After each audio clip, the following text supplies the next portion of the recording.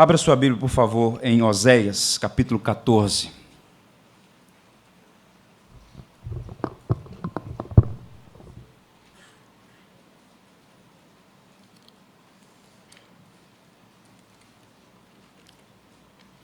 Oséias, capítulo 14, vamos ler os versos 1 a 5.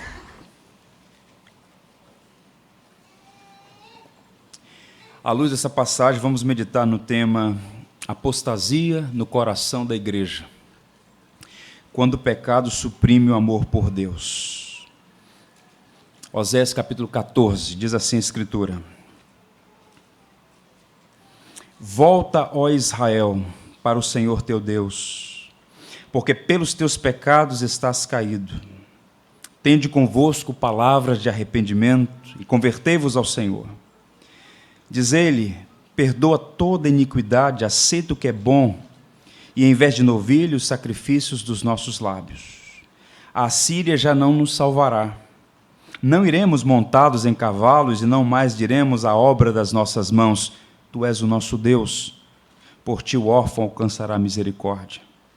Curarei a sua infidelidade, eu de mim mesmo os amarei, porque a minha ira se apartou deles. Serei para Israel como orvalho, ele florescerá como lírio e lançará as suas raízes como o cedro do Líbano. Que Deus nos abençoe. Vamos ter uma palavra de oração. Senhor, estamos todos diante de Ti, sem reservas e completamente abertos para receber a Tua palavra. O Senhor conhece a nossa vida e sabes das nossas reais necessidades. Por isso te pedimos, Senhor, que de um modo gracioso, Senhor, fale a cada coração e que sejamos sensatos o suficiente para acolher a palavra da verdade, única força capaz de transformar o nosso coração. Rogamos a Tua bênção e oramos agradecidos, porque temos certeza de que o Senhor está entre nós, apesar de nós. Amém. Israel passou 400 anos no Egito, numa condição deplorável, vivendo como cativos, escravos. E o Senhor, por meio da sua força, onipotência e soberania, livrou o povo daquela escravidão. E eles passaram 40 anos de deserto. Aquela geração, toda ela, pereceu no deserto. A geração subsequente, nenhum daqueles que nasceram no deserto, infelizmente, conheceram o Senhor. Eles viveram como se Deus não existisse. Conquistaram a terra de Canaã, pelo menos parte substancial dela, tomaram posse daquela terra e viveram por um período chamado Juízes, 330 anos aproximadamente. Foi um tempo dos mais difíceis, tensões, altos e baixos. Essa época do Juízes foi uma época terrível. O povo muitas vezes se extraviou, o Senhor usou de misericórdia, trouxe o povo de volta, levantando homens notáveis para abençoar a nação. Mas o ponto é que o povo estava com o coração rebelde, tanto é que exigiram um rei. Eles não queriam mais Deus sendo o Senhor deles, mas exigiram um rei, de modo que Samuel ficou triste com aquilo, mas o Senhor disse: olha, eles não estão rejeitando a você. Não é a você que eles estão rejeitando, mas a mim. E foi constituída, então, uma monarquia. E por 120 anos, uma monarquia foi instaurada, estabelecida, primeiro com Saul, depois com Davi e depois com seu filho Salomão. Com a morte de Salomão, o reino foi dividido. As 10 tribos do norte passou a ser chamada de Israel, com a capital em Samaria, e as 2 tribos do sul, com a capital em Jerusalém, chamada Judá. As 10 tribos do norte, observem isso, num período de aproximadamente 209 anos, as 10 tribos do norte jamais tiveram um rei temente a Deus. Todos os reis do norte fizeram o que era mal perante os olhos do Senhor. E Deus levantou homens, profetas, para trazer uma mensagem de juízo, um chamado ao arrependimento, dentre os quais está esse profeta que nós acabamos de ler, o profeta Oséias. O povo não deu ouvidos, razão pela qual no ano 722, Israel foi riscado do mapa. O exército assírio invadiu a cidade de Samaria, destruiu tudo, e o povo, boa parte do povo, foi levado para os mais variados cantos do antigo império assírio. Não ouviram a palavra de Deus, então tiveram que ouvir o juízo de Deus. Eles sofreram juízo. Foi um tempo de apostasia, de idolatria, depravação, violência e injustiça. Eu acho interessante a mensagem do profeta Oséias, porque ela é muito atual Se Osés estivesse hoje vivendo no nosso tempo, no Brasil, a palavra de Osés para o povo brasileiro e para a igreja brasileira seria esta: levanta-te, ó Israel, porque pelos teus pecados estás caído. Qual é o ponto aqui? Boa parte dos cristãos brasileiros, irmãos, ouçam isso, boa parte dos cristãos evangélicos no Brasil vivem em flagrante apostasia. E essa palavra ela é chocante, ela é até ofensiva aos nossos ouvidos no primeiro momento, mas é a palavra mais adequada porque ela não se aplica apenas aos falsos crentes ou aos falsos servos que conviveram, que viveram na ambiência da igreja e se afastaram. Mas ela se aplica, como no caso aqui do profeta Oséias, a um povo que por alguns motivos, por algumas razões, se afastaram, se separaram, se extraviaram. E o profeta está se dirigindo ao povo de Deus. Volta-te. Por que volta-te? Porque eles haviam saído. Porque eles haviam abandonado. Porque eles haviam se separado. Porque eles haviam buscado outros caminhos. Então a palavra do profeta é: vocês afastados, vocês apóstatas, vocês extraviados, vocês desencaminhados, voltem-se para o Senhor, porque pelos seus pecados vocês estão caídos. É uma volta a Deus, para viver de acordo com a vontade de Deus. Isso é interessante porque um pregador chamado Warren Wiersbe, em um dos seus sermões, ele diz que Israel vivia uma infecção insidiosa que causava perda de apetite espiritual, cansaço, fraqueza e, lamentavelmente, prostração. É um processo. Ninguém se extravia da noite para o dia, ninguém se afasta de Cristo da noite para o dia. É um processo. Começa com o pecado assaltando o coração, suprimindo o amor por Deus. E quando o pecado está presente, quando essa doença se instala, falta apetite, falta anseio, falta devoção, falta mais de um coração anelante por Deus. E o resultado: cansaço espiritual, fraqueza espiritual e, por fim, prostração. O problema não é cair, o problema é permanecer prostrado, sucumbir ao pecado e permanecer no pecado. Uma coisa é começar a vida cristã, outra coisa bem diferente é permanecer na vida cristã. E muita gente que começou no caminho, na jornada, na peregrinação, por algum motivo, parou pelo caminho. E alguns saíram do caminho. E Osés está chamando o povo à casa do Senhor, a voltar-se para o Senhor. Pensando sobre isso, o escritor Joy Bick diz assim em um de seus livros: o processo de afastar-se do Senhor é um assunto sério. É sério. É algo que desonra a Deus, menospreza Cristo como Salvador, entristece o Espírito, esmaga a lei de Deus sob os pés e viola o Evangelho. Nós não estamos falando contra aqueles que blasfemam publicamente do Evangelho. Nós não estamos falando daqueles que publicamente, ostensivamente, rebeldemente, insultam a Cristo. Nós não estamos falando de agnósticos, ateus, dos militantes rebeldes, não.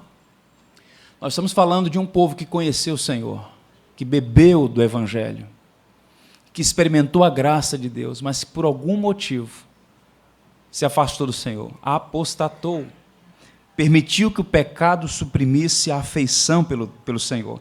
No verso 7 do capítulo 11, o texto vai dizer assim: o meu povo é inclinado a desviar-se de mim. Inclinado a desviar-se. O nosso coração ainda tem resíduos de Adão.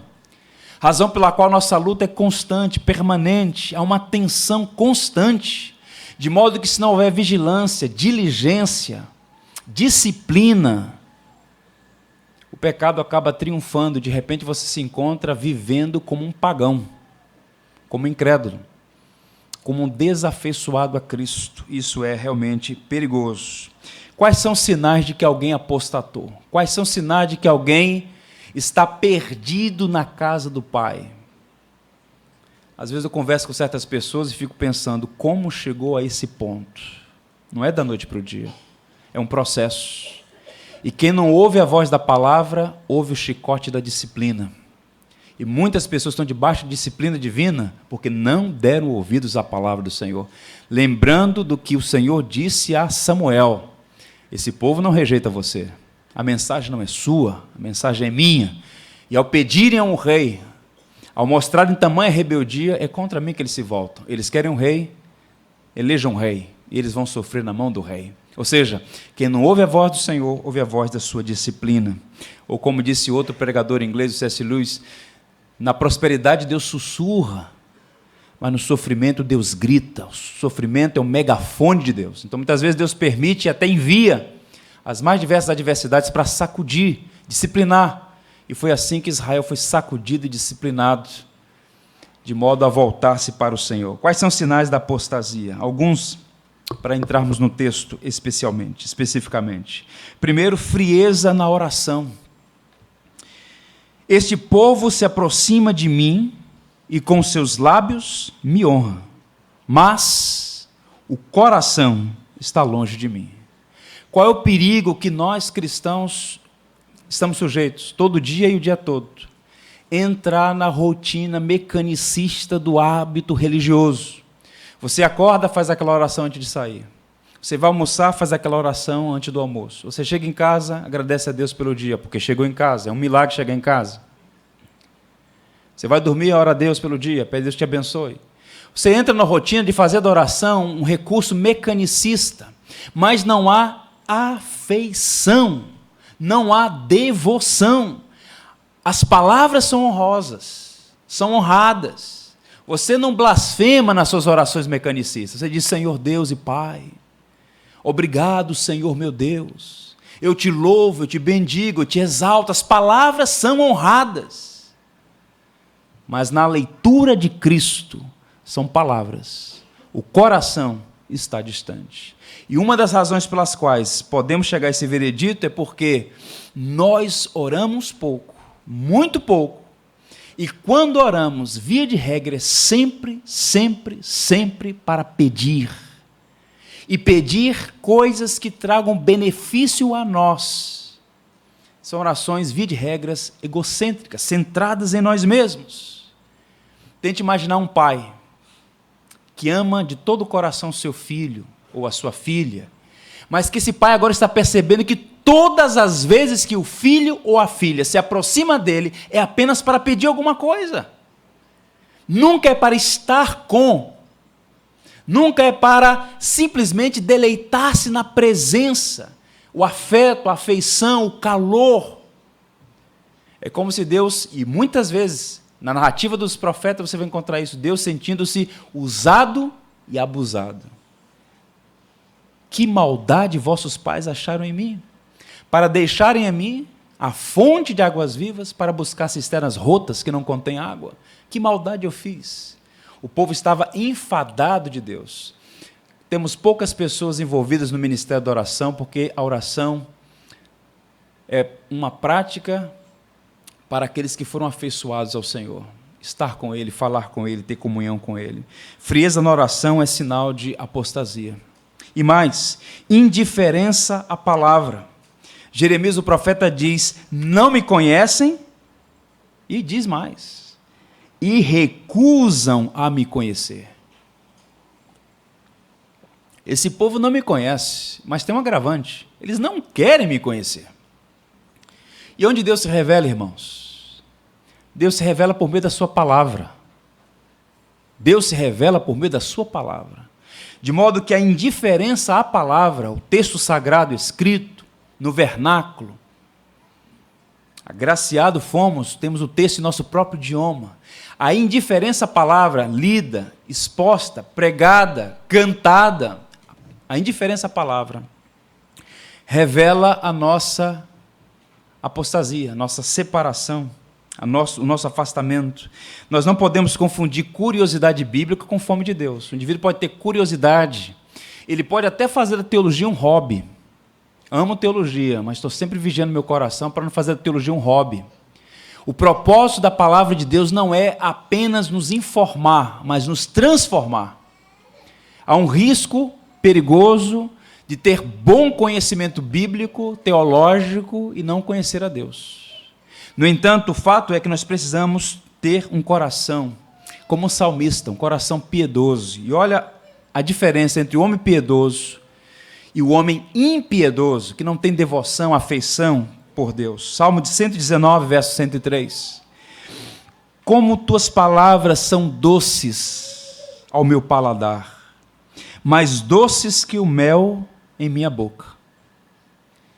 O Salmo 119 é considerado o Salmo da Escritura, o Salmo da Palavra, porque a expressão testemunho, preceitos, verdade, lei, vai aparecer exaustivamente. E aqui está um homem abrindo o coração, dizendo: Senhor, tua palavra é doce para mim. Eu não sou indiferente, eu tenho prazer nela, apetite. A falta de apetite pela palavra é um mau sinal. Nós precisamos valorizar mais a Escritura em nossa casa, em nossa família, na ambiência da igreja. Nós temos que mudar a nossa relação com a Escritura e ter um coração afeiçoado. Mas o que tem acontecido com frequência? Observe outro profeta, agora Isaías, no capítulo 30, verso 9. Porque povo rebelde é este, filhos mentirosos, filhos que não querem ouvir a lei do Senhor. Isaías não está se dirigindo à Babilônia, aos assírios, aos egípcios, mas dirigindo-se a Israel. Filhos que não querem ouvir a lei do Senhor. E essa atitude é um sinal de separação, de extravio, de apostasia. Outro sinal, amor pelo mundo. Paulo a Timóteo faz o registro da atitude de um homem chamado Demas.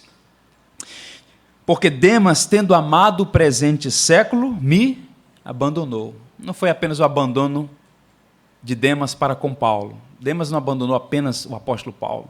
Ele abandonou o evangelho. Porque a próxima narrativa vai dizer que Demas deixou o evangelho, abandonou o evangelho, amando o presente século. Demas, eu diria, é um arquétipo da apostasia. É alguém que está ali servindo, é alguém que teve uma experiência com o evangelho, mas em algum momento na sua jornada ele foi afeiçoado. Seu coração foi assaltado e agora não é mais Cristo quem reina, mas outros deuses, outros ídolos que tomam o coração. Isso é uma atitude mundana. E mundanismo não é, ou não tem a ver necessariamente com estilo de corte de cabelo, estilo de roupa, linguagem. Pode indicar mundanismo, essas coisas, mas não é necessariamente isso. Mundanismo diz respeito à apreciação de valores, de práticas, de condutas amplamente reprovadas pela Escritura. É amar aquilo que Deus aborrece, quando nós deveríamos rejeitar o que Deus rejeita. Então, muitas vezes, o coração do crente está frio, apático, porque no coração dele o mundo ocupou o espaço que pertence a Cristo. E como disse Agostinho, no coração do homem não há espaço para dois amores: ou o amor do Pai, ou o amor pelo mundo. Ou, nas palavras de Cristo, ninguém pode servir a dois senhores, porque há de amar a um e aborrecer o outro. Então, não dá para ser cristão e mundano, tem que escolher. É Cristo ou o mundo.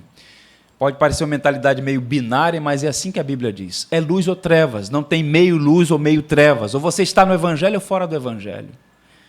Portanto, devemos tomar cuidado com isso. 1 João diz: se alguém amar o mundo, o amor do Pai não está nele. João não tem dúvida. Se amar o mundo, o amor do Pai não está nele.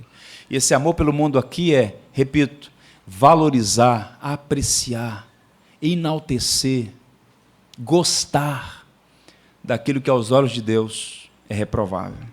Caminhando, a falta de amor fraternal, outro indício de apostasia.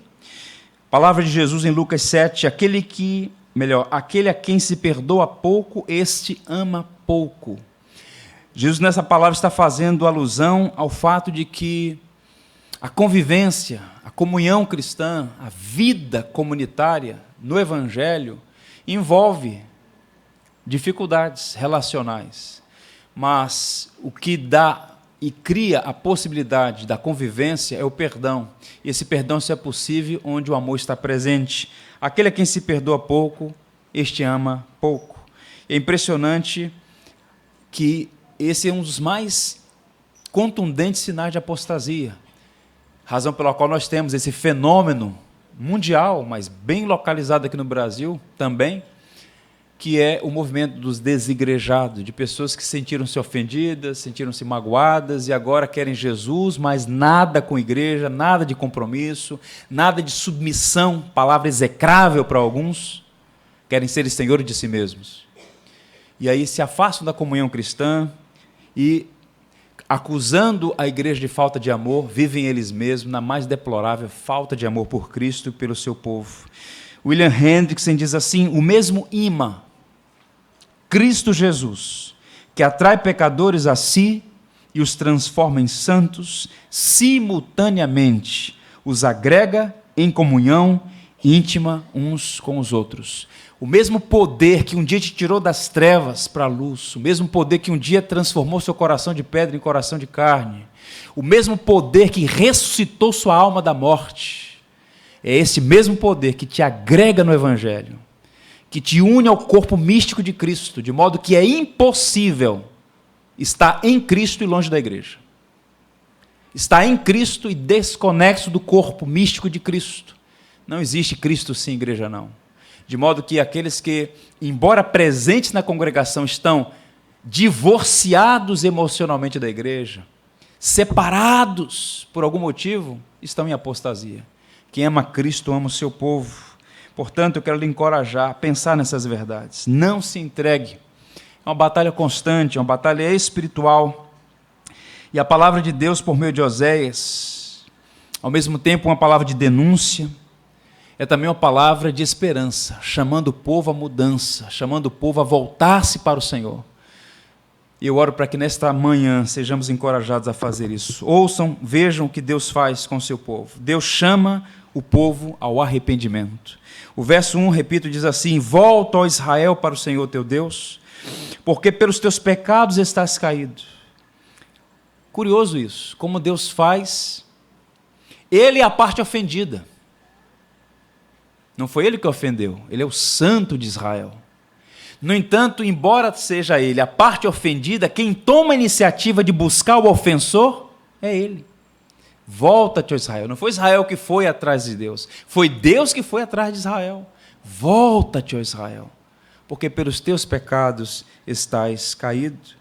Aquele povo inclinado a desviar-se estava, repito, afastado do Senhor, separado do Senhor. Em algum momento, o próprio profeta Oséias vai fazer a seguinte comparação: vosso amor por mim, Israel, é como orvalho de madrugada que cedo passa. É um rompante, é num congresso, é numa conferência, é num encontro de casais, é num sermão domingo pela manhã, parece que tudo muda, mas no dia seguinte, foi embora. É o orvalho de madrugada que cedo passa. Portanto, o apelo, o chamado, a exortação de Deus para que o povo se volte para Ele, é para que o povo possa experimentar não apenas um Deus distante, mas um Deus que caminha conosco em relacionamento pessoal e íntimo. No verso 2 diz assim: tende convosco palavras de arrependimento e convertei-vos ao Senhor. O arrependimento é mudança na mente, no coração, nas atitudes, envolve mudança. Arrependimento é mudar, repito, a mente, o sentimento e a direção. Envolve desejo, propósito e ação. Israel está sendo exortado a fazer o caminho de volta para o Senhor. O que é arrependimento para a vida? O breve catecismo de Westminster, na pergunta 87, dá para nós uma resposta bíblica. O que é arrependimento para a vida? E aqueles notáveis teólogos disseram assim: arrependimento para a vida é uma graça salvadora pela qual o pecador, tendo um verdadeiro sentimento do seu pecado e percepção da misericórdia de Deus em Cristo, se enche de tristeza e de horror pelos seus pecados, abandona-os e volta para Deus inteiramente, resolvido a prestar-lhe nova, renovada obediência. Então observe que não é remorso, não é sentimentalismo, não é sensacionalismo, não é palavra vã, não é um puxado, não é alguém atraído por sentimentalismo, não. É uma palavra que alcança a mente, o coração e a volição, a mudança de atitude. E aí o texto vai dizer: arrepende-te, converte-te, chamando os homens, os servos e servas do Senhor, ao arrependimento. Há sinais de apostasia, mas também há sinais de arrependimento. Quando é que o homem está de fato arrependido? O texto vai descrever isso aqui. Vejamos quais são os sinais de arrependimento, de regresso, de retorno, de volta para Deus. Primeiro, pedido de perdão e mudança de vida, acerto de vida. O verso 2 diz: dizei-lhe, perdoa toda iniquidade, aceita o que é bom, e em vez de novilhos, o sacrifício dos nossos lábios. Perdoa toda iniquidade e aceita o que é bom. A restauração começa, irmãos, ou vem pelo reconhecimento do pecado, pelo pedido de perdão.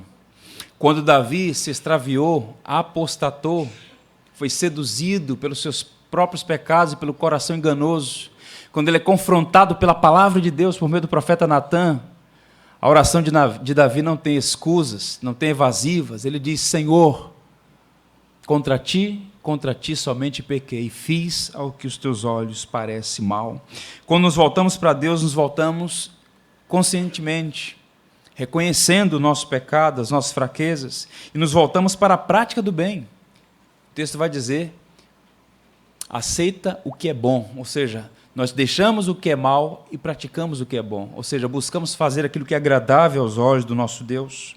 Outro sinal de arrependimento: adoração sincera, verdadeira, em vez de rituais vazios. No verso 2, a parte B, diz: em vez de novilhos, os sacrifícios dos nossos lábios. Por que ele diz em vez de novilhos? Porque era comum. Está lá o povo, na ambiência da fé, na prática religiosa, trazendo os novilhos, oferecendo holocaustos, os incensos, todas as práticas, tudo certo. Mas o coração distante. E aí vem o profeta e diz: em vez de novilhos, em vez do ritual vazio, ofereça o sacrifício dos lábios, ou seja, o que é sincero, o que é verdadeiro diante de Deus. Esconder nosso pecado através ou atrás de rituais religiosos é sempre muito perigoso, razão pela qual a gente deve fazer constantemente o exame do nosso coração, as motivações do nosso coração. Que coisa terrível é o nosso coração. A linguagem bíblica para descrever o nosso coração não é uma linguagem fácil de dirimir, de aceitar, é uma linguagem dura. Corrupto coração, enganoso coração, vaidoso coração, de modo que se você não vigiar, o seu coração pode te levar de mal a pior. Razão pela qual devemos nos apresentar diante do Senhor e pedir a Deus que aceite o nosso coração quebrantado e contrito. Ele não vai desprezar o coração contrito e quebrantado. Isso é tão forte que alguns profetas criaram imagens para mostrar isso, imagens fortes. Amós chegou a dizer: quando vocês começam a cantar, a tocar, eu, o Senhor, tapo os ouvidos, porque eu sei que isso não procede de um coração limpo, de um coração sincero, afeiçoado, não é sacrifício dos lábios. O que Amós está dizendo não é que Deus não aceita o culto, mas o que ele está dizendo é que Deus não aceita qualquer culto. É preciso que haja sinceridade, verdade, um coração de fato aberto. A adoração precisa ser, ou deve partir de um coração quebrantado e sincero. Um outro ponto, que é sinal de arrependimento: rompimento definitivo com o mundo. A Assíria já não nos salvará. Não iremos montados em cavalos. Qual é o ponto aqui? Ele está descrevendo um cenário geopolítico, porque naquele momento da história, Israel estava acuada entre as grandes potências internacionais. Havia problemas políticos, sociais e econômicos no Estado. E alguns falsos profetas diziam: olha, o melhor caminho para preservar o país é fazer alianças. Não pode vencer o inimigo? Junte-se a eles. Só que a Síria, pagã, despótica, tirana, não queria. Mas Israel estava insistindo em alianças políticas. E aqui o profeta está dizendo: olha, eu não estou autorizando vocês a fazer acordo com a Síria. Quem vai salvar vocês não é a Síria. Não iremos montados em cavalos, porque a Síria tinha um potente, um conhecido, um famoso exército. e muitos cavaleiros. Vocês estão colocando a esperança de vocês nos homens? Não. Rompam com esse espírito mundano, a salvação vem do Senhor. Se vocês se arrependerem, se vocês clamarem pela misericórdia de Deus, a despeito das dificuldades todas, mesmo no mais difícil vale, o Senhor vai socorrer. Agora, se vocês colocarem esperança na Síria, se vocês continuarem com esse espírito mundano, vocês vão perceber que a Síria não irá salvá-los. Depois de humilhar-se diante de Deus em arrependimento sincero, Israel reconhece então que a salvação vem do Senhor. Não está no grande império da Síria, mas no Senhor.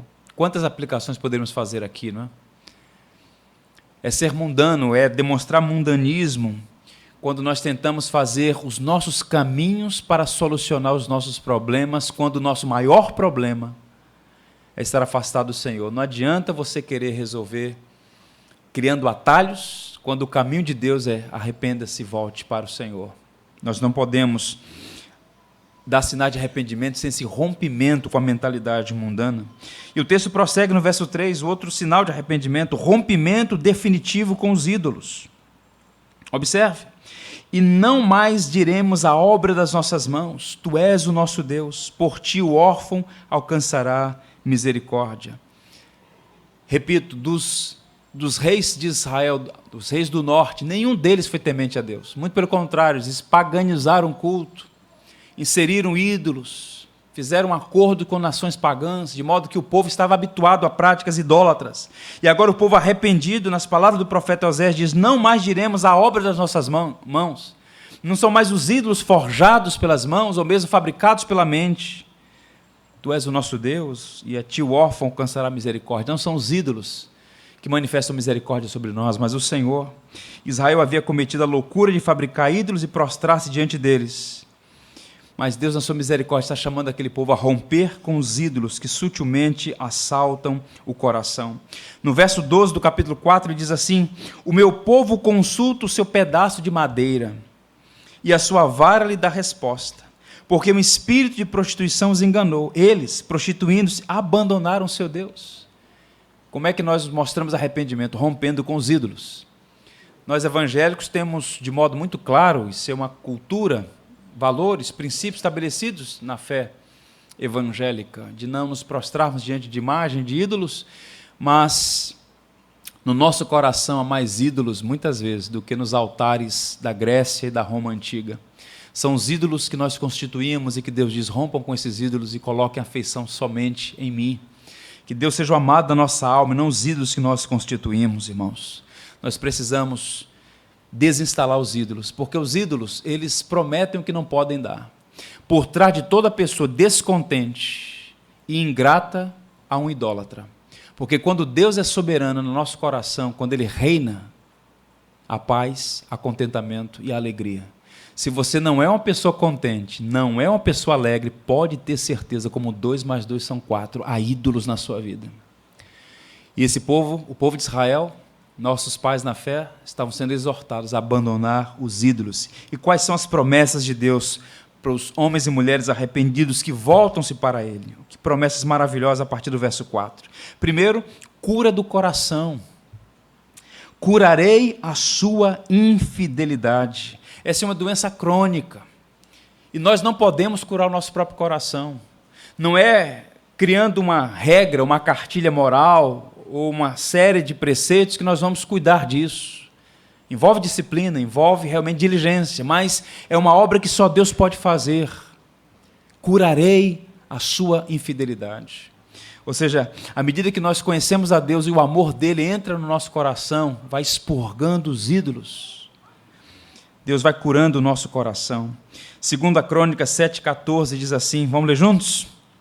E o meu povo que se chama pelo meu nome, se humilhar e orar,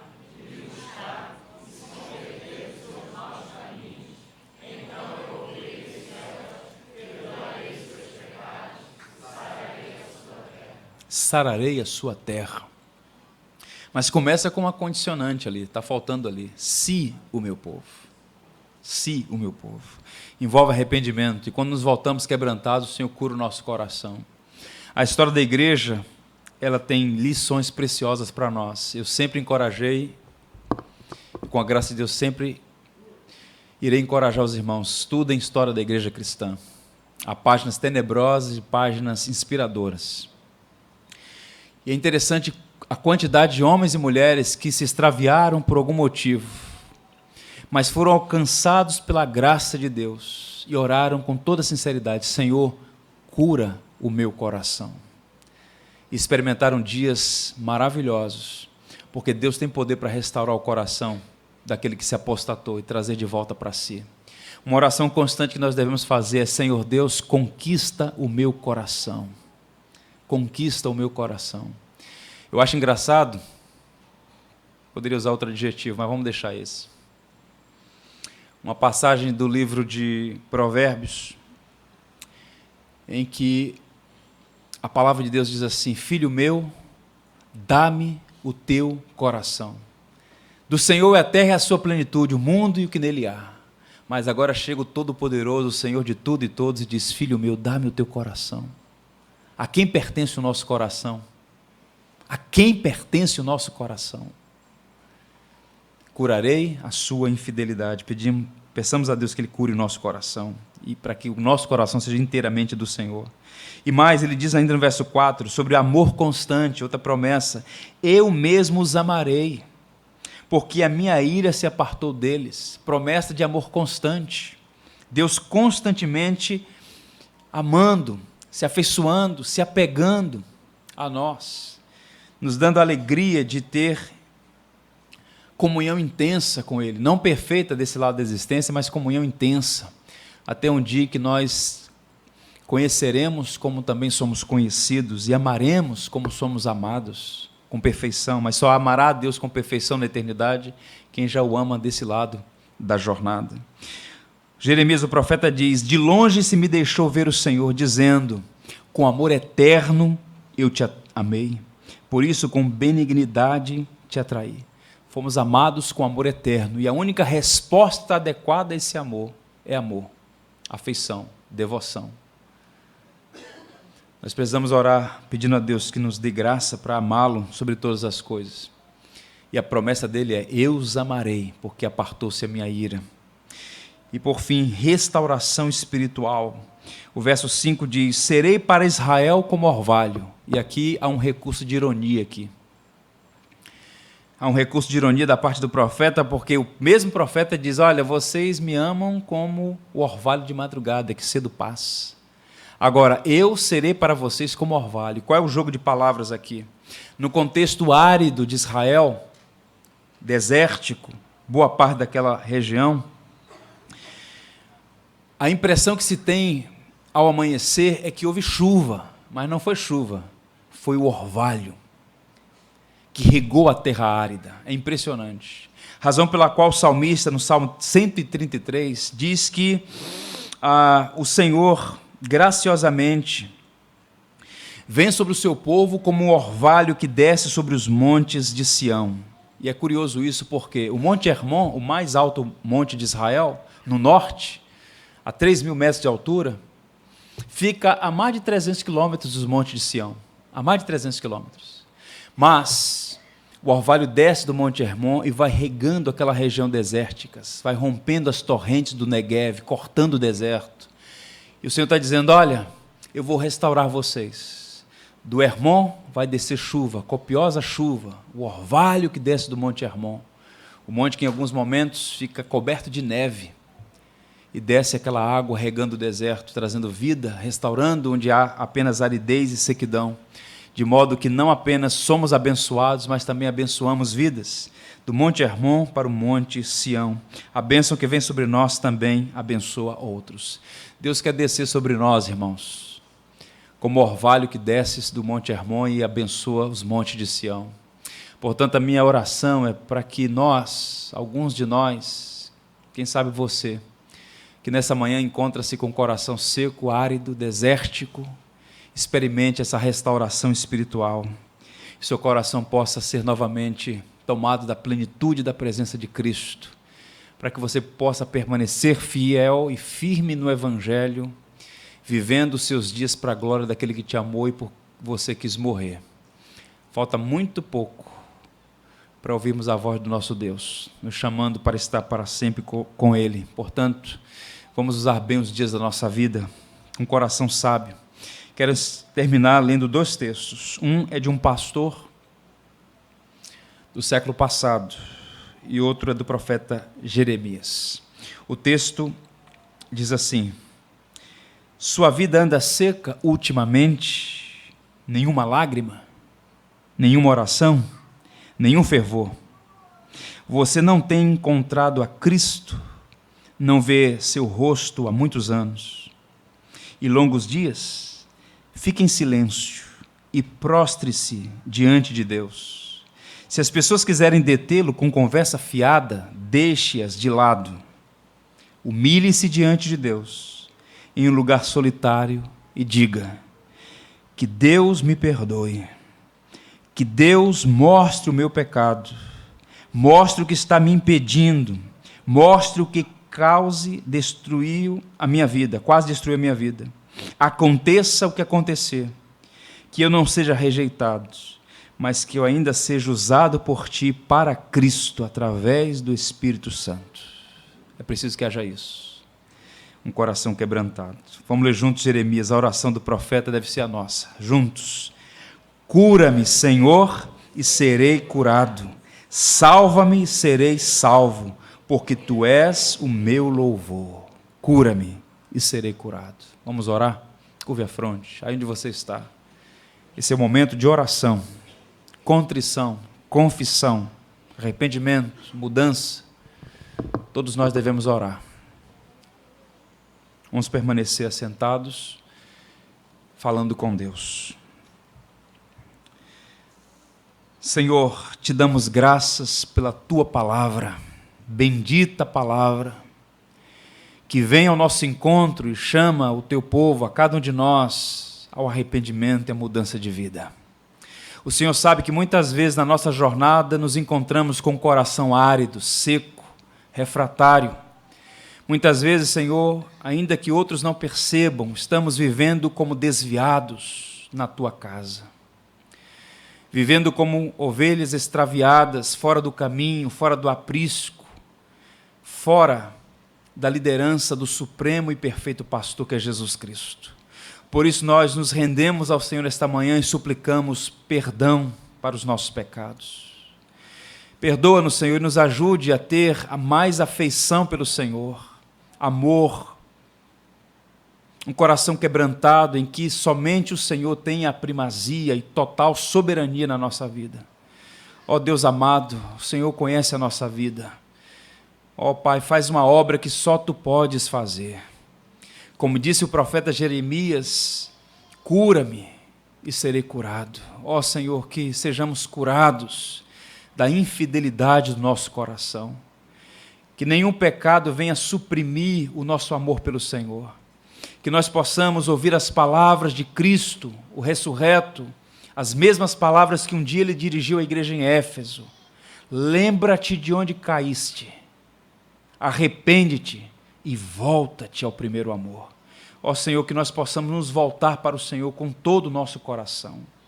Ajuda os meus irmãos e irmãs que porventura estejam lutando com pecados densos, tenebrosos, correntes diversas, para que sejam libertos pelo poder do Evangelho e possam viver uma vida livre, sem culpa e condenação, aos pés da cruz de Jesus Cristo. Porque à sombra do Senhor, aos pés do Senhor, a vida, a liberdade, a paz, a alegria, o contentamento. Nós oramos agradecidos pela Tua santa exortação. O Senhor disciplina quem ama. E nesta manhã nos sentimos amados por esta santa e solene disciplina. Fala aos nossos corações, Senhor, e não nos deixe viver como refratários. Ó Deus amado, que nós todos sejamos conquistados pelo Teu amor e possamos viver respondendo o Teu amor, com mais devoção, com mais alegria, com mais serviço. Faz isso para a Tua glória, para a nossa alegria. Em nome de Cristo. Amém.